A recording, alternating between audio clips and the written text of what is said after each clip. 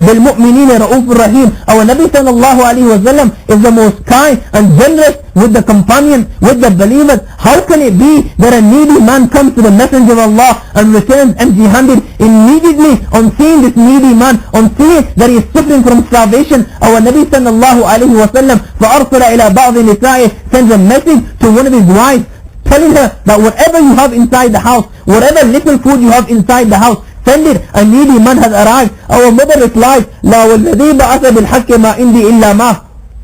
I swear by the one who has sent you with truth, O Nabi of Islam, Ya Rasulullah, O Messenger of Allah sallallahu alayhi wa sallam, there is nothing inside my house besides water. Our Nabi sallallahu alayhi wa sallam sends a message to another one of his wives. Yet again the reply is the same, لَا وَالَّذِي بَعَثَ بِالْحَقِّ مَا إِنْدِي إِلَّا مَا. Our Nabi sallallahu alayhi wa sallam sends a message to each and every one of his wives, telling them that whatever food you have, send it. Yet again our mother's reply, لَا وَالَّذِي بَعَثَ بِالْحَقِّ مَا إِنْدِي إِلَّا مَا. We swear by the one who has sent you with truth, O Nabi of Allah, Ya Rasulullah, you have asked for food, but there is no food in our houses. There is nothing in our houses besides water. Our mothers were going through difficult times. Nabi sallallahu alayhi wa sallam asks the Sahaba, مَنْ يُذِيبُ هَذَا اللَّيْلَ, who will take this person today, who will take him home and give him food, who will entertain him as a guest tonight? فَقَامَ رَجُلٌ مِنَ الْأَنصَارِ فَقَالَ أَنَا يَا رَسُولَ اللَّهِ. A man from amongst the Ansar, on seeing that his Muslim brother is in need, on seeing that his Muslim brother is in pain, on seeing that his Muslim brother is suffering from starvation, my brothers, immediately he stands and he volunteers, Ya Rasulullah, O Messenger of Allah, do not worry, I will take him to my house. He returns home and he asks his wife, هل عندك شيء? Tell me, is there any food inside the house? The guest of Rasulullah sallallahu alayhi wa sallam is going to come to our house tonight. A needy Muslim is going to come to our house tonight. His wife replies, La illa qutu sibyani. Oh, there is no food inside the house, and you have brought the guest of Rasulullah sallallahu alayhi wa sallam. My brothers, listen very carefully to what he says. He tells his wife, فَعَلِّلِيهِمْ بِشَيْءٍ. There is no food inside our house besides a very little, which is just sufficient for the children. He tells his wife, فَأَلِّلِيهِمْ بِشَيْءٍ فَإِذَا أَرَادُوا الْعَشَاءَ فَنَوِّمِيهِمْ. Give the children something to chew on when it is time for the evening meal, and our children, our flesh and blood, cry for their food, ask for their food. Do not give them anything to eat. Lull the children to sleep. Put the children to sleep without feeding them.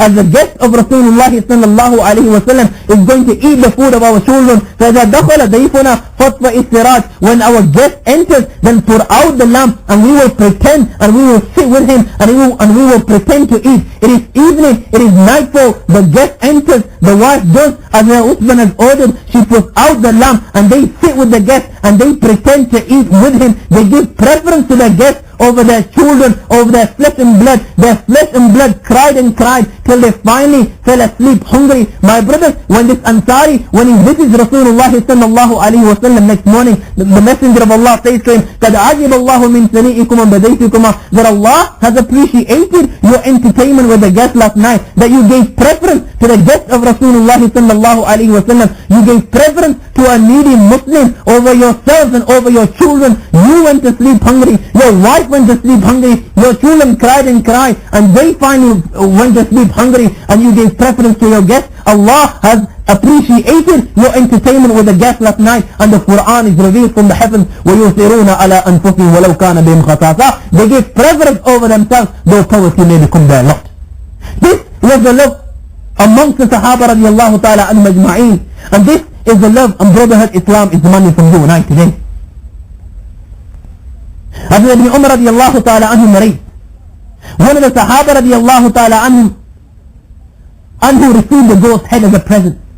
He was desperately in need of this goat's head, but he thought of a Muslim brother, he thought of a neighbor who had a larger family and was in greater need of it than himself. He took this goat's head, though he himself was in need, and he gave it to this Muslim brother, to his neighbor.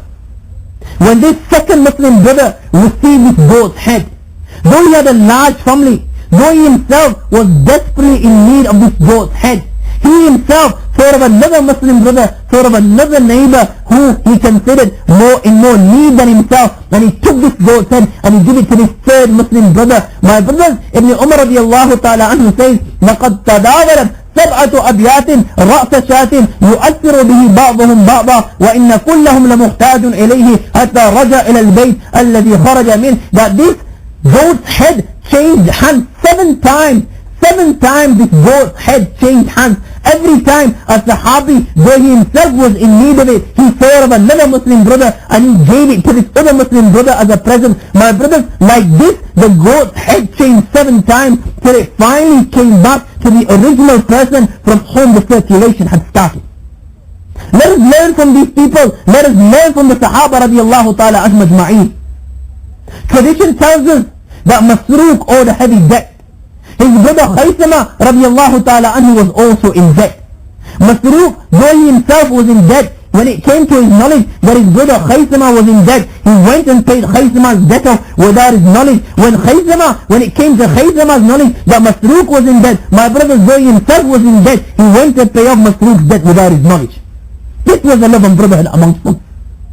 The hadith can be found in Bukhari, narrated by Anas radiallahu ta'ala an. He says that النبي صلى الله عليه وسلم الأنصار أن تقطع لهم البحرين. Once our Nabi صلى الله عليه وسلم called the Ansar so that he could give them the land of Bahrain. My brothers, look how they reply. They reply, لا إلا أن تقطع لإخواننا من المهاجرين مثلها. O Messenger of Allah, we will not take this land till you give a similar share to our immigrant brothers, till you give a similar share to the Muhajirin.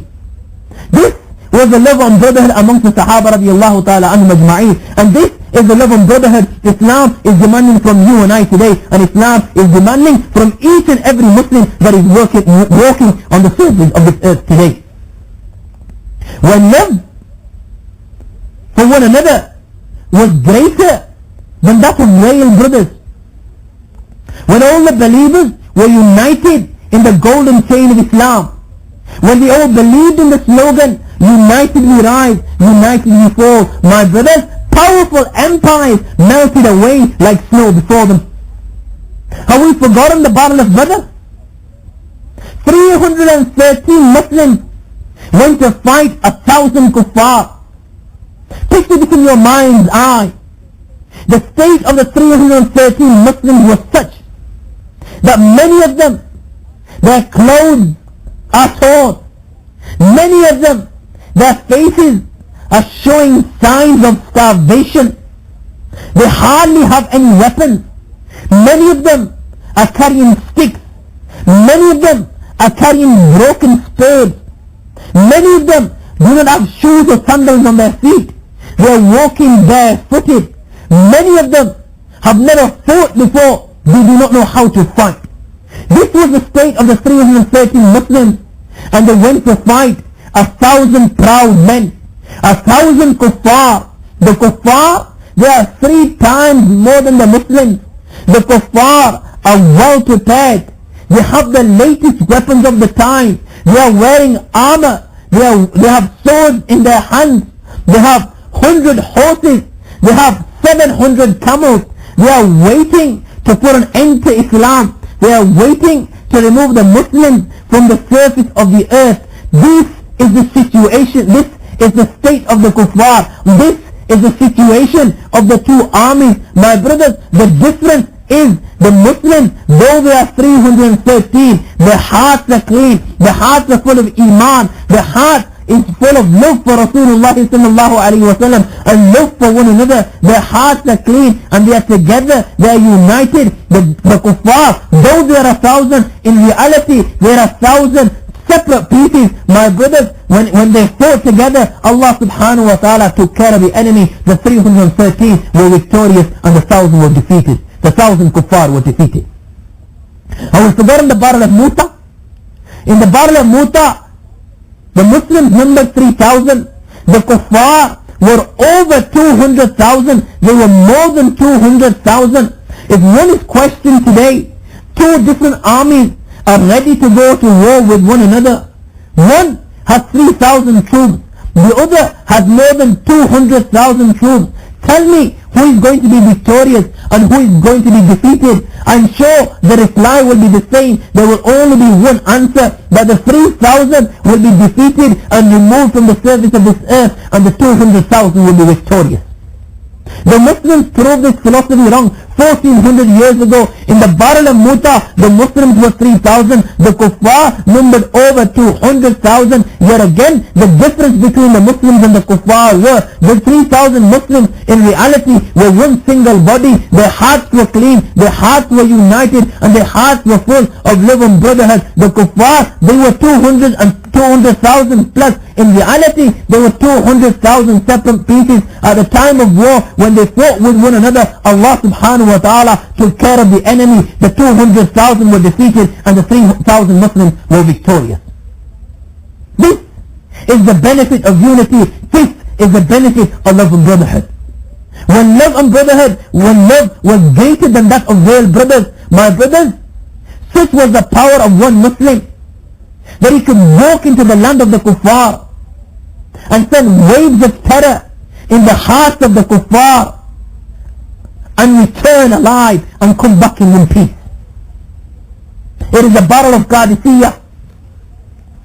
3 days before the Battle of Qadisiyah, the Kuffar went to meet with the Muslims. The Muslim general is Sa'd ibn Waqqas radiyallahu ta'ala anhu. As Sa'd ibn Waqqas radiyallahu ta'ala anhu chooses Hazrat Rabi'i radiyallahu ta'ala anhu to meet with the Kuffar. Hazrat Rabi'i radiyallahu ta'ala anhu, when he reaches the bridge, the Kuffar stop him. And they inform Rustam of his arrival. Rustam consults the great men of Persia. Ma tarawn, O great men of Persia, tell me, what is your opinion? Anubahi am natahawal. Shall we show greatness? Shall we adopt bravery? Or shall we adopt gentleness? They all chose the latter. Let us be gentle, they said. My brothers, the best carpets of Persia were laid. The best rugs of Persia were laid. The best beds and couches were set. No decorative equipment was spared. A throne of gold was set for Rustam. He wore a garment of fine silk. He took his place. The great men of Persia took their places. The noble men of Persia took their places and waited for the Muslim to come. This was the situation of the Kuffar. And now comes the Muslim. Now comes the Rabi' radiyallahu ta'ala anhu. He's riding a horse which was lean and short. He's wearing an armor. He has a turban on his head. In his hand he has a shining sword. He has with him a shield of cowhide. And he has with him bow and some arrows. And his clothes are tall. This was the state of Hazrat Rabi' radiyallahu ta'ala anhu. When he reaches their carpet, he is told to dismount. Hazrat Rabi' radiyallahu ta'ala anhu ignores the kuffar, فَحَمَلَهَا عَلَى الْبِسَاطِ, and he ascends the carpet and forces the great men of Persia, the noble men of Persia, to move from their place. He keeps them riding on the carpet. After a short while, he himself dismounts. Remember, he is alone. All the kuffar are watching. He is in the land of the enemy. The army of the kuffar is there. The noble men are there. The great men of Persia are there. The king of Persia is there. And Hazrat Rabi' radiyallahu ta'ala anhu is by himself. They are all watching. He dismounts. He takes one of the pillows. He rips the pillow. One of the best pillows of Persia. He rips it in 2 pieces and somehow ties his horse to it. They are all bewildered. They are all stunned. They are all gobsmacked that this is the courage of a Muslim in the land of the enemy. Thereafter the courtiers say to him, "What silahak? Lay down your arms." He replies, "Inni lam atikum fa'adau silahi bi'amrikum." I have not come to you, so I laid down my arms at your bidding. O kuffar, antum da'awtumuni. It was you who have called me. And if you do not like the way I have come, فإن أبيتم أن آتيكم إلا كما أريد وإلا رجعت. If you do not like the way I have come, then I will return. Go tell your king. Rustam is informed, and Hazrat Rabi' radiallahu ta'ala anhu is given permission to come as he pleases. Reclining on his lance, Hazrat Rabi' radiallahu ta'ala anhu walks slowly, taking short steps, poking its sharp point everywhere, ripping their carpet, their rugs, their couches as he passes. And we are all watching, and we are all bewildered and stunned.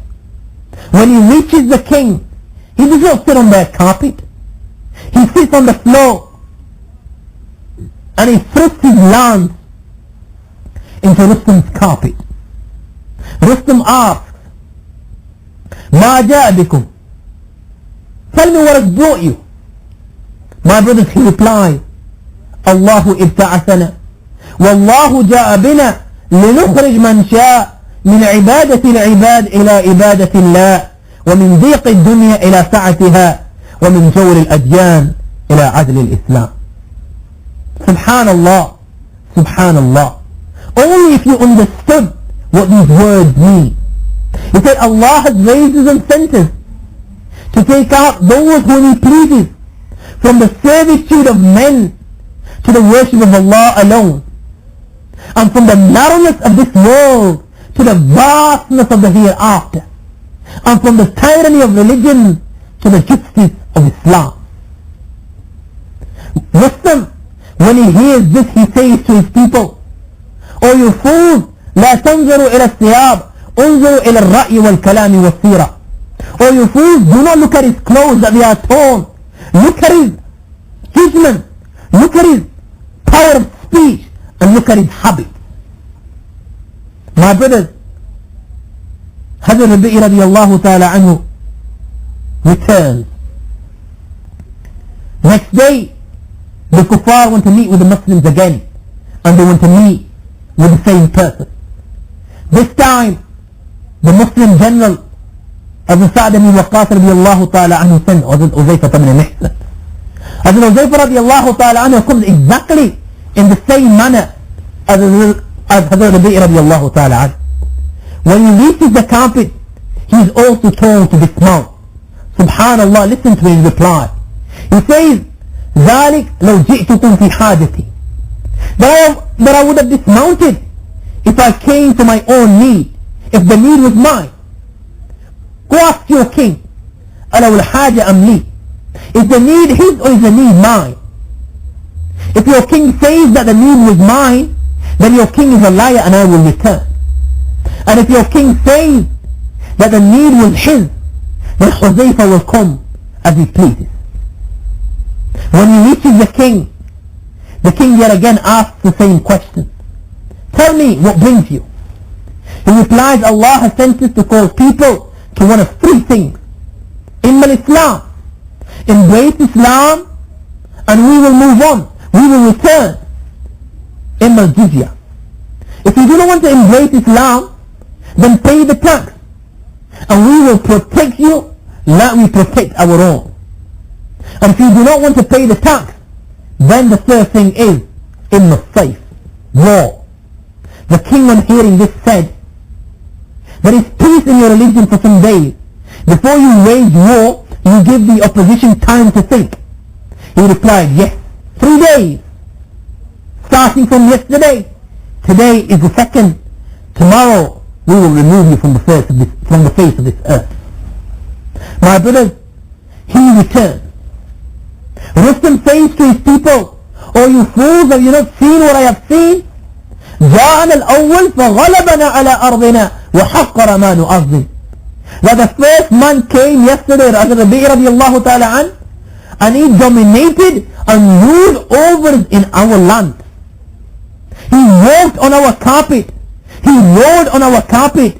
He ripped our pillow. And yet, we could not say anything to him. He considered those things that we consider great. He considered these things despicable. Everything that we possess will go to them because they have more intellect. This was the power of one Muslim. When the Muslims were together, when the Muslims were united, when love and brotherhood prevailed amongst the Muslims, this was the power of one Muslim, that he could walk into the land of the kuffar and he could rule and dominate over them and send waves of terror in the hearts of the kuffar by himself and return alive. This is the fruit of unity, respect and honor. However, whenever the Muslims began to argue with one another, whenever the Muslims left the Quran and Sunnah, whenever the Muslims began to dispute and disunite, the kuffar have always and will always walk all over us. Have we forgotten what happened to Baghdad in the past? Baghdad was the capital of the Islamic world. Baghdad was the capital and the center of all types of knowledge. Thousands of jurists, fuqaha were born in Baghdad. Thousands of muhaddithin, masters of hadith were born in Baghdad. But when the Muslims began to disunite, began to dispute one another, began to argue and divide into groups, and every group went their own way, my brothers, the Tartars came and they slaughtered 1,600,000 Muslims when they were disunited. 1,600,000 Muslims they slaughtered. All the books of religious books were thrown in the Dajla, were thrown in the river Tigris. So many books were thrown in the river Tigris that it is written in the books of history that the Tigris, its water turned black due to the ink coming from these books. It is written in the books of history that the Muslims at the time were so afraid of the Tartars that if a Tartarian woman stopped a Muslim in the marketplace and said to him, wait here, I'm going to fetch the sword to slaughter you, my brothers, the Muslim would become so afraid that he would not move an inch. The Tartarian woman would go home, she would fetch the sword and she would slaughter the Muslim.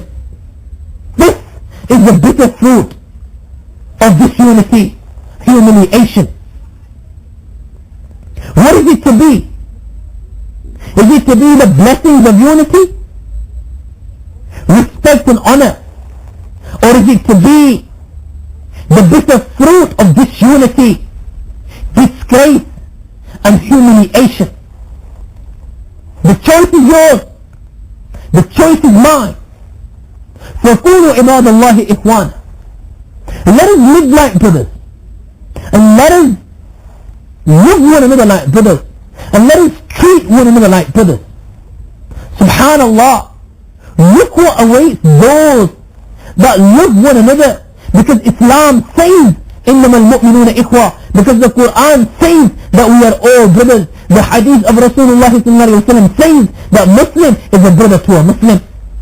Our Nabi sallallahu alayhi wa sallam has said, كَإِنَّ مِنْ عِبَادِ اللَّهِ لَأُنَاسًا مَا هُمْ بِأَنْبِيَاء وَلَا شُهَدَاء يَغْبِطُهُمُ الْأَنْبِيَاء وَالشُّهَدَاء يَوْمَ الْقِيَامَةِ بِمَكَانِهِمْ مِنَ اللَّهِ.